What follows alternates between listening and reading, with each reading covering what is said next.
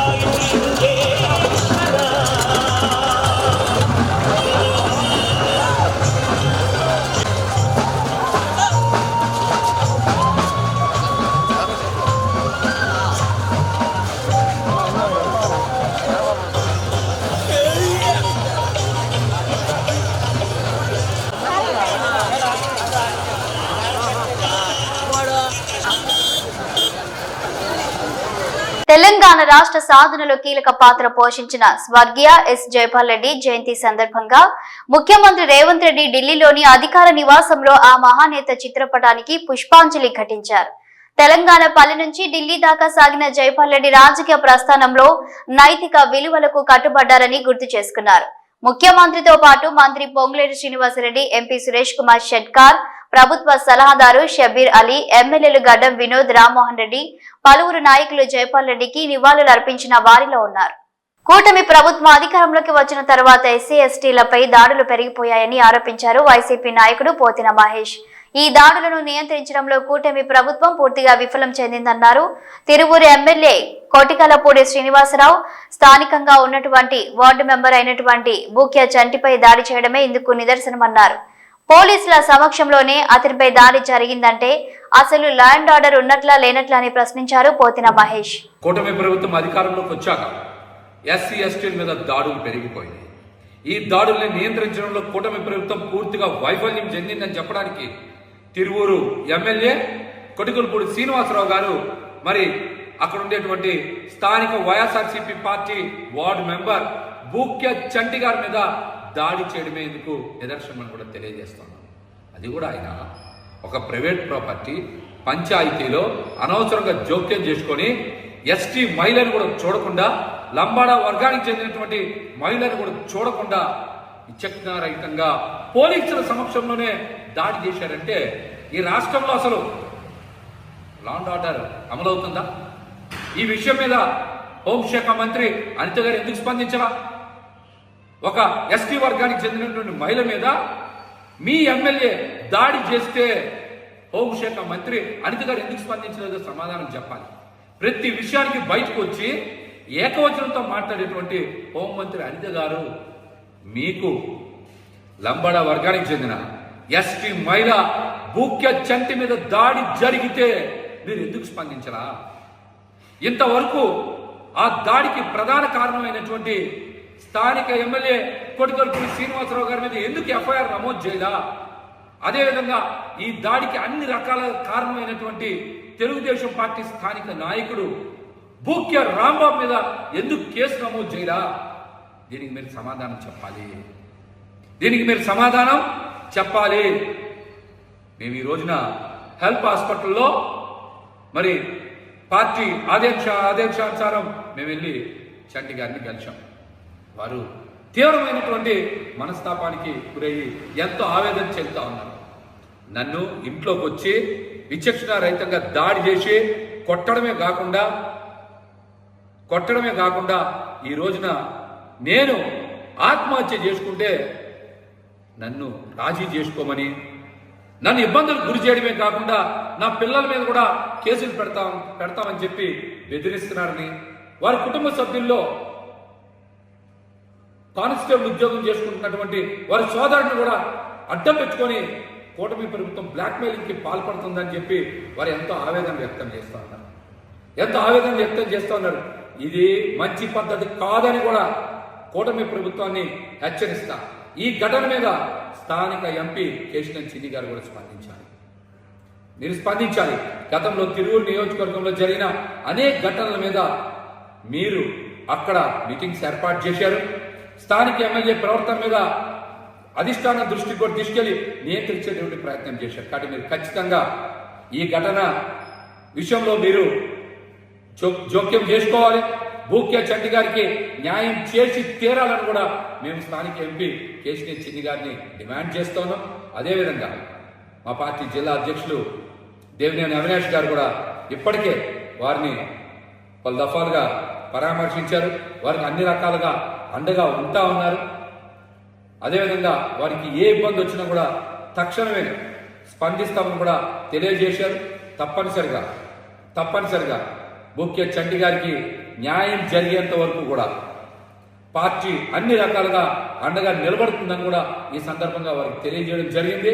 ఇట్లాంటి ఘటనలు పునరావృతం కాకుండా ఉండాలి అంటే, ప్రజాప్రతినిధులు ఇష్టానుసారం ప్రవర్తించకుండా ఉండాలి అంటే, రాష్ట్రంలో లా అండ్ ఆర్డర్ అమలు జరుగుతుందని ప్రజలకు నమ్మకం కలగాలంటే, రాష్ట్రంలో రెడ్ బుక్ రాజ్యాంగం కాకుండా అంబేద్కర్ గారు రచించిన రాజ్యాంగం అమలు అవుతుందని ప్రజలకు నమ్మకం కలగాలంటే మీరు తక్షణమే స్థానిక ఎమ్మెల్యే గారి మీద కేసు నమోదు చేయాలి, చట్టపరంగా శిక్షించాలని కూడా మేమైతే వైఎస్ఆర్సీపీ పార్టీ తరఫున డిమాండ్ చేస్తాం. బాలీవుడ్ నటుడు సైఫ్ అలీ ఖాన్ ఈ రోజు తెల్లవారుజామున ముంబైలోని తన బాంద్రా వెస్ట్ నివాసంలో ఓ దుండగుడు దోపిడీకి ప్రయత్నించగా అతనిని అడ్డుకున్న సైఫ్ అలీ ఖాన్ గాయపడ్డారు. 6 చోట్ల కత్తిపోట్లకు గురైన ఆయనను చికిత్స కొరకు లీలావతి ఆసుపత్రికి తరలించారు. ముంబై పోలీసులు తెలిపిన వివరాల ప్రకారం తెల్లవారుజామున 2:30 గంటలకు సైఫ్ నివాసంలోకి గుర్తు తెలియని వ్యక్తి ప్రవేశించాడని, కత్తితో జరిగిన ఘర్షణలో సైఫ్ గాయపడ్డారని సమాచారం. ప్రస్తుతం సైఫ్ అలీఖాన్ ఆరోగ్యం నిలకడగా ఉందని వైద్యులు ధృవీకరించారు.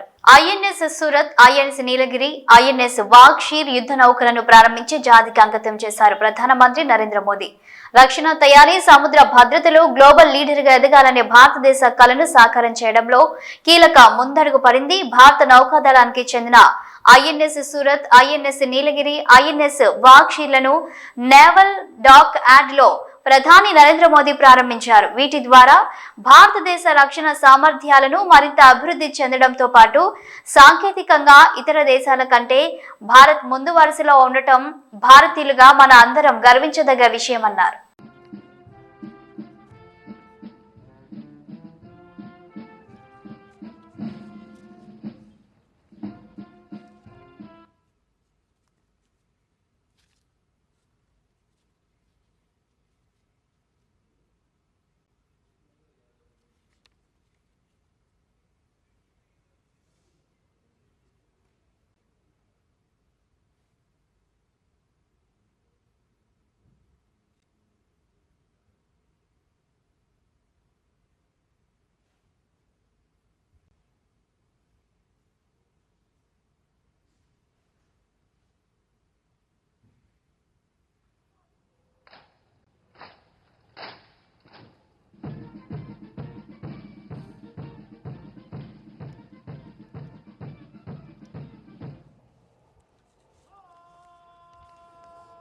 ఆదిలాబాద్ జిల్లా నార్నూర్లో సంక్రాంతికి జరుపుకునే తమ ఆరాధ్య దైవం కామదేవుని జాతరను ఘనంగా జరుపుకున్నారు తొడంసం వంశస్థులు. ఆనవాయితీగా వస్తున్న ఆచారం ప్రకారం జాతరలో 2.5 కిలోల నువ్వుల నూనెను నాగుబాయి చందు అనే మహిళ తాగి అందరినీ ఆశ్చర్యపరిచింది.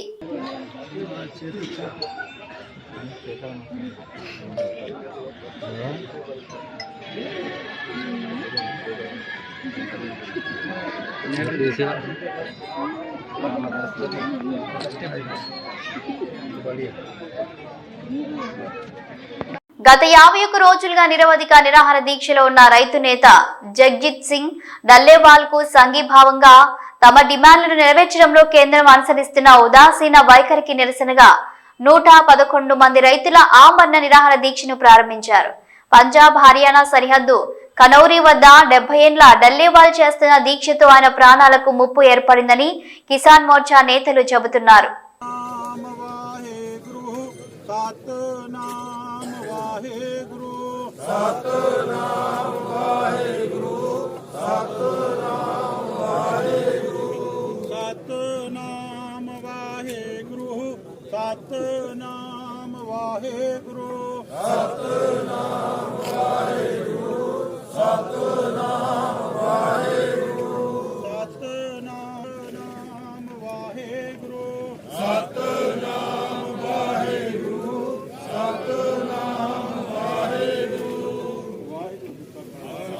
తెలంగాణ రాష్ట్రానికి కేంద్ర ప్రభుత్వం నుంచి రావాల్సిన పెండింగ్ నిధులకు సంబంధించిన అంశంపై మంత్రి పొన్నం ప్రభాకర్ గౌడ్ తన కేబినెట్ సహచరులతో కలిసి ఢిల్లీలోని తెలంగాణ భవన్లో సమగ్రంగా చర్చించారు. ఈ సందర్భంగా రాష్ట్ర డిమాండ్లకి సంబంధించిన పురోగతిని ఈ సమావేశంలో చర్చించడం జరిగింది. హన్మకొండ జిల్లా కమలాపూర్ మండల కేంద్రంలోని లక్ష్మీ గణపతి ఫంక్షన్ హాల్లో అక్రమంగా నిల్వ ఉంచిన పీడీఎస్ బియ్యాన్ని టాస్క్ ఫోర్స్ సిఐ రంజిత్ నేతృత్వంలో దాడులు నిర్వహించి పట్టుకున్నారు. దాదాపుగా 1,78,752 రూపాయల విలువైన 71 క్వింటాల బియ్యాన్ని సీజ్ చేసి స్థానిక పోలీస్ స్టేషన్లో అప్పగించినట్లు టాస్క్ ఫోర్స్ అధికారులు వెల్లడించారు. ఫంక్షన్ హాల్ యజమానికి రైస్ మిల్ ఉండడంతో అధికారులను తప్పుదోవ పట్టించడానికి అక్కడ నిల్వ ఉంచారని గ్రామస్తులు ఆరోపిస్తున్నారు. ఇప్పటికైనా నిరుపేద ప్రజలకు చెందాల్సిన పీడీఎస్ బియ్యాన్ని రీసైక్లింగ్ చేసి అమ్మే అక్రమార్కులపై కఠిన చర్యలు చేపట్టాలని అధికారులను కోరుతున్నారు.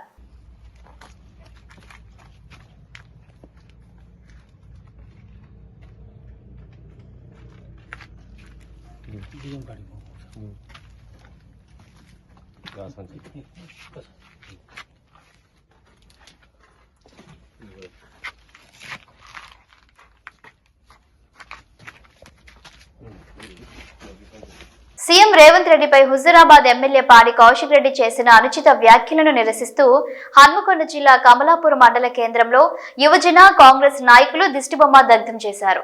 ఈ సందర్భంగా మండల అధ్యక్షులు దూడ శ్రీకాంత్ మాట్లాడుతూ ప్రజా సంక్షేమం కోసం పాటుపడే ముఖ్యమంత్రి రేవంత్ రెడ్డిని విమర్శిస్తే సహించేది లేదన్నారు. ఎమ్మెల్యేగా గెలిపిస్తే నియోజకవర్గ సమస్యలు గాలికి వదిలేశారని ఆరోపించారు.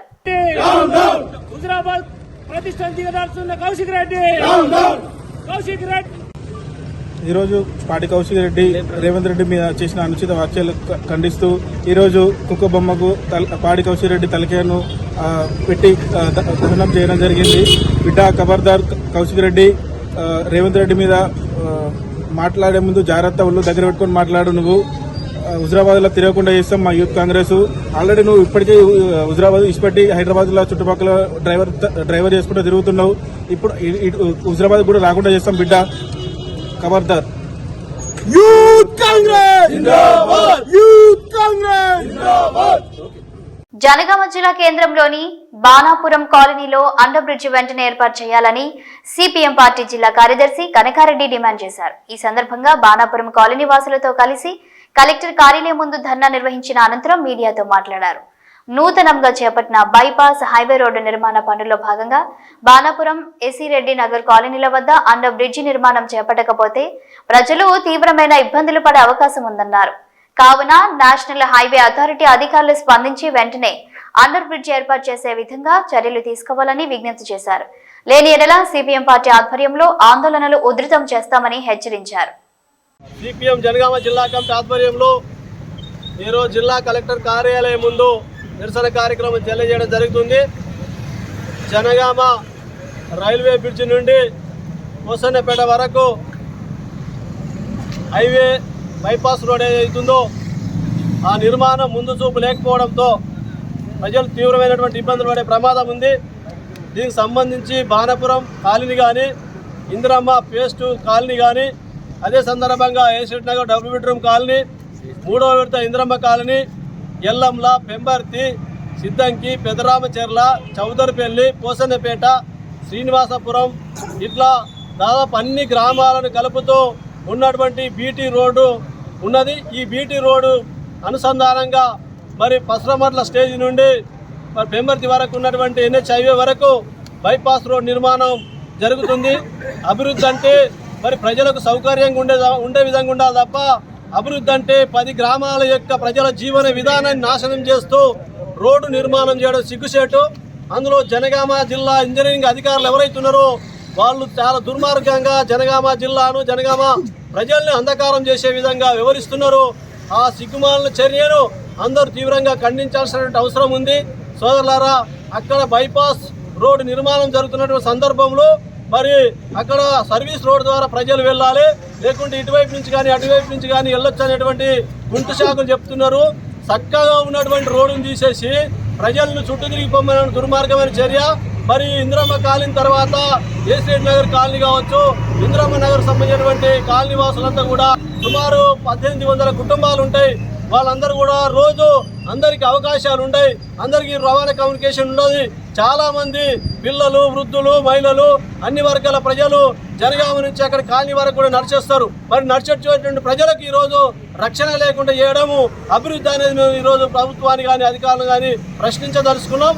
ఇది చాలా దుర్మార్గమైన చర్య, ఏమైనా చర్య. అందుకోసమే సిపిఎంగా ఇప్పటికే గ్రామాల్లోని అన్ని పార్టీలను అన్ని గ్రామాల్లో ప్రజల్ని కూడా కలవడం జరిగింది. అందుకోసమే ఇప్పటికైనా జిల్లా ఇంజనీరింగ్ విభాగం సంబంధించినటువంటి విభాగం ఏదైతుందో అది వెంటనే స్పందించాలి. దానిలో మార్పు తీసుకురావడం కోసం మార్పు చేసి అక్కడ అండర్ పాస్ బ్రిడ్జి నిర్మించి ప్రజలు నడిచిపోయే విధంగా, వాహనాలు సక్రమంగా వెళ్లే విధంగా ప్రయత్నం చేయాలి. లేకపోతే అది అండర్ పాస్ బ్రిడ్జి నిర్మాణం జరగకపోతే మహిళలు, వృద్ధులు, వాహనదారులకు నడిచే వెళ్ళేటువంటి వాళ్లకు మరి అక్కడ రక్షణ లేకుండా పోతుంది, ప్రమాదాలు జరిగేటువంటి ప్రమాదం ఉంటుంది. కాబట్టి ఇవన్నీ కూడా దృష్టిలో పెట్టుకొని తప్పకుండా అండర్ పాస్ బ్రిడ్జిని నిర్మాణం చేయాల్సినటువంటి అవసరం, బాధ్యత ఉంది. ఈరోజు కలెక్టర్ కార్యాలయం ముందు ధర్నా నిర్వహిస్తూ ఉన్నాం. మరి సోదరులారా, ఈరోజు జనగామ జిల్లాను, యాదాద్రి జిల్లాను కలుపుతూ ఉన్నటువంటి రోడ్డు ఇక్కడికి వెళ్ళి అక్కడికి 15 గ్రామాల ప్రజలు మరి నిత్యము వారి జీవనోపాధి కోసం నిత్యావసర సరుకుల కోసం జనగామ పట్టణానికి వస్తూ వెళ్తూ ఉంటారు. అటువంటి రహదారిని ఈరోజు అధికారులు ముందు చూపు లేకుండా, ఇంజనీర్లు ముందు చూపు లేకుండా ఈరోజు దాన్ని మూసివేసేటువంటి ప్రయత్నం చేస్తారు. దాని వలన అనేకమైనటువంటి ప్రమాదాలు జరుగుతాయి. దాంతోపాటు రావడం కోసం పోవడం కోసం ఒకటే రోడ్డు ఇస్తారు. కాబట్టి తక్షణమే ఇంజనీర్లు ఆ ప్రణాళికను మార్చుకొని తప్పకుండా అక్కడ అండర్ పాస్ బ్రిడ్జిని ఏర్పాటు చేయాలని చెప్పేసి సిపిఎం పార్టీ డిమాండ్ చేస్తారు. మెదక్ జిల్లా రామాయంపేట ఎంపీడీఓ కార్యాలయంలో గురువారం అధికారులు సమీక్షా సమావేశం నిర్వహించారు. మండల ప్రత్యేక అధికారి శ్రీనివాసరావు అధ్యక్షతన ఏర్పాటు చేసిన సమావేశానికి తహసీల్దార్ రజనీ కుమారి, ఎంపీడీఓ సాజులోద్దీన్, మున్సిపల్ కమిషనర్ దేవేందర్, వ్యవసాయ అధికారి రాజు నారాయణ హాజరయ్యారు. మండల పరిధిలోని వివిధ గ్రామాలకు చెందిన పంచాయతీ కార్యదర్శులు, మున్సిపల్ సిబ్బందికి ప్రభుత్వ పథకాల అమలు తీరుపై క్షేత్రస్థాయిలో నిర్వహించే సర్వే విధి విధానాలను వివరించారు. తెలంగాణ రాష్ట్ర ప్రభుత్వం ఈ నెల 26న ప్రకటించనున్న రైతు భరోసా, ఇందిరమ్మ ఇల్లు, రేషన్ కార్డుల అమలు విధి విధానాలపై అవగాహన కల్పించారు. క్షేత్రస్థాయిలో గ్రామాలకు వెళ్లి లబ్ధిదారుల ఎంపిక ఖరారు చేసి నివేదిక సమర్పించాలని సూచించారు. 5 రోజుల పాటు ఈ సర్వే చేపట్టనున్నట్టు అధికారులు తెలిపారు. ప్రతిష్టాత్మకంగా చేపట్టినటువంటి రైతు భరోసా కార్యక్రమంలో భాగంగా క్షేత్రస్థాయి పరిశీలన జరపాల్సిందిగా గౌరవ కలెక్టర్ గారు ఆదేశించిన మేరకు ఈరోజు సన్నాహక సమావేశం నిర్వహించడం జరిగింది. దీనికి వ్యవసాయ మరియు రెవెన్యూ, మున్సిపాలిటీ, పంచాయతీరాజ్ డిపార్ట్మెంట్ల ద్వారా క్షేత్రస్థాయి సిబ్బందికి అవగాహన చేసి ఈ 4 రోజుల పాటు చేయాల్సిన కార్యాచరణ గురించి చర్చించడం జరిగింది. ఈరోజు రామాయంపేట మండలంలో పంచాయత్ సెక్రటరీలు, రెవెన్యూ సిబ్బంది మరియు అగ్రికల్చర్ ఆఫీసర్స్తో అందరితో మీటింగ్ పెట్టడం, తహసీల్దార్ గారు, ఎంఆర్ఓ, ఎంపీడీఓ గారు, మరి అగ్రికల్చర్ ఆఫీసర్ గారు, మేము స్పెషల్ ఆఫీసర్ అందరి సమక్షంలో వాళ్ళకు ఒక అవగాహన సదస్సులాగా ఇక్కడ ఏర్పాటు చేసి మరి ప్రభుత్వము ప్రతిష్టాత్మకంగా చేపట్టిన ఈ యొక్క 4 కార్యక్రమాలు రైతు భరోసా, రైతు ఆత్మీయ భరోసా, ఇందిరమ్మ ఇండ్లు, రేషన్ కార్డ్స్, ఈ 4 కార్యక్రమాలను 26వ తారీఖు నాడు 26 జనవరి నాడు 75 సంవత్సరాల పూర్తి చేసుకున్న సందర్భంగా మనము ఈ యొక్క ప్రభుత్వం లాంచ్ చేయాల్సింది. కాబట్టి అంతకుముందు ఇప్పుడు ఈ యొక్క 8 రోజులు ఉంది. దాంట్లో ఇప్పుడు 16వ తారీఖు నుంచి 20వ తారీఖు వరకు ఆల్రెడీ ఇంతకుముందు ఉన్న డేటానే మనము ఫీల్డ్ వెరిఫికేషన్ చేసుకోవడం జరుగుతుంది. దాని తర్వాత 21 నుంచి 24వ తారీఖు వరకు వాళ్ళు గ్రామ సభలలో పెట్టి తీర్మానం చేసుకొని ఆ లిస్టు ఫైనలైజ్ చేసిన తర్వాత దానికి అనుగుణంగానే మనము 26వ తారీఖు నుంచి మనము ప్రభుత్వం లాంచ్ చేసి అందరికీ బెనిఫిషరీస్కు ఈ యొక్క కార్యక్రమాలు చేకూరేలా ప్రభుత్వం చేయడానికి నిర్ణయించింది. కాబట్టి అందరినీ మనస్ఫూర్తిగా ఇక్కడ మానవతా దృక్పథంతో ఇక్కడ చేసి అందరికీ పూరెస్ట్ ప్రజలకు కూడా మనకు ప్రభుత్వం ద్వారా ఈ యొక్క చేయూత అందించడానికి అందరూ సహకరించాలని మేము వీళ్ళందరినీ విజ్ఞప్తి చేశాము. దాని ప్రకారము మేము సక్సెస్ఫుల్గా ఈ కార్యక్రమాన్ని చేస్తామని మీకు మరొకసారి తెలియజేస్తున్నాం. Thank you.